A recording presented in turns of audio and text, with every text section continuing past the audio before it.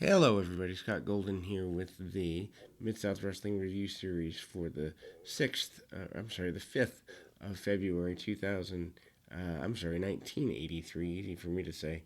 Dates are running together. Anyway, take care of yourself if you've been under the weather. I certainly have been under the weather a little bit the last few days, and so obviously production been a little bit lower on this particular February 5th edition of 1983. We are looking at Tim Horner and Sonny Rogers. Rogers, relatively new to the area. Horner has been an enhancement talent for the last several weeks, and Horner manages to get a few get a few drop kicks and a few runs, and wins by, I believe, wins almost by count out here, as Horner takes, hits the headlock takeover, run around and the like, and pretty basic stuff here in this particular match. Horner with another victory. Relatively a guy who has been around a bit, but not really pushed heavy. Hacksaw Duggan up next, and Duggan has been your Louisiana champion for quite a while here. He faces off against Joe Stark. Another enhancement level match. Duggan uses power, punch kick, really basic stuff.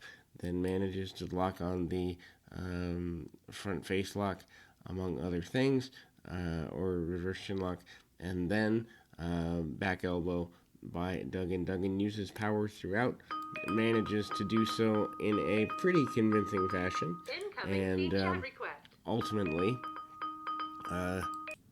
his back elbows are pretty basic. Also, we see him hit a bunch of arm bars and the like, hits the backbreaker, and a second one for a finish. Well, almost a finish, but manages to turn it into a body slam, and then this is the knee drop, which on Joe Stark seems kind of odd. Stark seems to be a guy they're giving a little bit of time to as far as you know, up and under. Big drop kick by Stark, and again, Duggan kind of bumps to the side a little bit in this match, so he's a little bit off, the timing off a little bit or something like that. Duggan sends Stark into the top rope rather ferociously, and we kind of see him continue to go into a power move, almost lawn darts the guy into the top rope, and that leads to a victory for Jim Duggan here. Then we move to Kamala in a match here. Love the fact that the pacing of matches is relatively quick, and you don't waste time with needless long entrances. You don't waste time with a ton of pageantry. It's get in the ring, get her done type stuff, and that is my preferred form of professional wrestling. And Kamala is a guy that they really haven't, found a great deal of things to do that challenge him. Buddy Landell is his opponent today. Landell gets launched across the ring, and it's pretty clear that he's going to fall to Kamala, and does. Lots of chops, punches, kicks, uses of power, and then we see Landell fight back a little bit, but not anything substantial, and a double chop followed by the big splash, and Kamala gets the big splash and the victory. 1, 2, 3, and there we go. Then we move to Tony Atlas and let me catch the name on the enhancement talent here. Atlas, though the main part of the match. Kelly Kiniski actually doesn't look like him for some reason. Maybe wearing a different hairstyle or something. Anyway, Kiniski, a guy that they're semi-pushing, but not really. Atlas takes him down with some ride time, wrestling-wise. Gets him in a hammerlock and pulls him up. There you go. And really basic stuff. Into the armbar. Atlas does not want to give up a lot of space, and Atlas, kind of stays on him a little bit, pretty aggressively, assertively, and the attempted Irish whip, and a little bit of brawling in the corner. Kiniski comes out ahead on that for the most part. and then we see Atlas using his power with the press slam to gain a victory. Andre the Giant and again in a 2-on-1 match, Mike Bond and Tony Ernesto are the adversaries for Andre the Giant here. Setting up an angle, Andre in town, always a good thing. Andre known to do 2-on-1 and sometimes, depending on the territory, 3-on-1 matches. So that's not uncommon. Rare to see Andre on TV. Remember, Andre remains a touring talent till sometime in late 84, early 85. But at this point, Andre's still going from territory to territory, getting dates on Andre a big deal. Usually, when he's in town, at least one, if not more, battle royals are done in major cities, and Andre's given wins in those. Andre, I think, probably has the most battle royal wins of any wrestler ever. I think. I don't know that for sure. Big, and of course, that meaning on actual territories, not just indie shows. Chops by Andre and sends him into the knee. Andre dominant, and at this point, 1983, early 83, he can still move around. Neck cravat and the like on Ernesto, and ultimately, Andre, a guy who doesn't want to take a backward step. Bond comes in and gets knocked down too. He goes for a leg grapevine, tries to get Andre off his feet, doesn't get where he wants to get, and ultimately Andre continues with his winning ways here in Mid-South, obviously.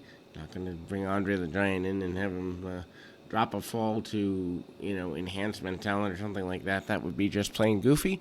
But, Andre, along the way, hits a big boot and slams the other enhancement talent off the top rope, gets the victory there. Andre, used to doing a lot of, for lack of a better term, comedy stuff, but also power stuff along the way. Giant knows how to get the best reaction out of everything. And then we go to more promo time with DiBiase and Bourne. They are complaining about not being treated right, complaining about the Junkyard Dog still.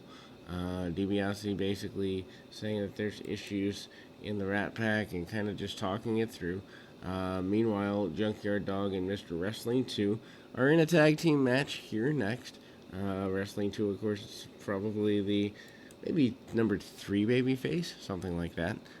Marty Lundy and let's see, who else is here? I think it's actually the Rat Pack. I don't know why. I think I saw Balding, and that's why I thought Lundy. But needless to say, DiBiase, I think buying the other team out of their win, because there was an enhancement team. That would explain it. There is an enhancement team, and whatever, DiBiase and Bourne finally, though, getting the shot, and Dog and Wrestling 2 managing to send DiBiase and Bourne together, and then enhancement talents come in and try to jump Bourne and 2, and we basically have a complete schmoz of a match. Obviously, DiBiase kind of trying to distract against everything. Nothing really gets settled. Match really doesn't happen. Iron Mike Sharp up next, and he is in an enhancement match here. Sharp, who has been a major force in the area for several months now, facing off against Art Cruz. Cruz, an enhancement talent, passing through, but pretty regularly for the next little while. Sharp manages to hold on to the leg, grabs the leg grapevine. Cruz manages to, or tries to, get the arm bar pretty regularly and hold on to it for a little bit there. Mike Sharp is a guy that a lot of people wouldn't even know had a career outside of enhancement talent, unless you are a student of the game. He was enhancement talent so long for WWF that I think people seeing him get pushed is a pretty big deal. Arm drags and the like by Cruz, and Cruz manages to come up with several kind of square off standoff moves, and then we go to one final segment post match, and Sharp obviously gets a victory with a strike maneuver. And to close the program, final couple of minutes, we always go back to the desk, usually with Bill Watts, leader of Mid-South. And Watts has really grown on me as a commentator in that, he treats it like a sport, and it's a big deal. Anyway, we go with about 2 minutes left into a promo segment. Andre the Giant and Tony Atlas are going to team up against the Rat Pack in the weeks to come, and that is a big deal. Bourne and DiBiase, including against Andre and the like, and that will close us for today. We'll be back with more right after this.